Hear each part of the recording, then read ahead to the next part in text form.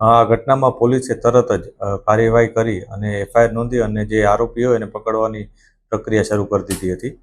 એમાં પોલીસના ધ્યાનમાં આવ્યું હતું કે 2 આરોપીઓ આમાં સંડોવાયેલા છે. જે ભોગ બનનાર છે એનું નામ અરુણ પાટીલ છે. આ આરોપી તરીકે 2 વ્યક્તિઓ છે. એકનું નામ દેવીદાસ ઉર્ફે ડેવિડ પાટીલ છે અને બીજાનું નામ સન્ની મોદનવાલ હલવાઈ છે. આ બંને જણાએ થઈ અને ભોગ બનનારની હત્યા નિપજાવી હતી. જે ત્રણેય જણા છે એ લોકો એક જગ્યાએ બેસેલા હતા.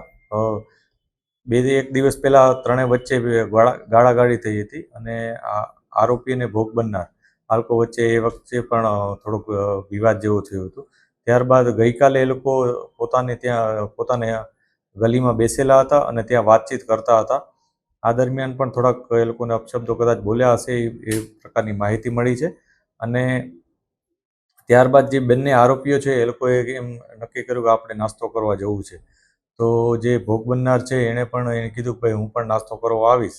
અને આ વચ્ચે ત્યારે એ લોકોએ પૈસાનું એવી વાત કરી કે આપણે સોલ્જરી કરશું. આ બાબતે ત્રણેય વચ્ચે કંઈક વિવાદ થયો, બોલાચાલી થઈ અને એ વખતે કંઈક ઉગ્ર થઈ ગયા હોવાથી બંને જણાએ ભેગા મળી અને ભોગ બનનારની હત્યા કરી નાખી હતી.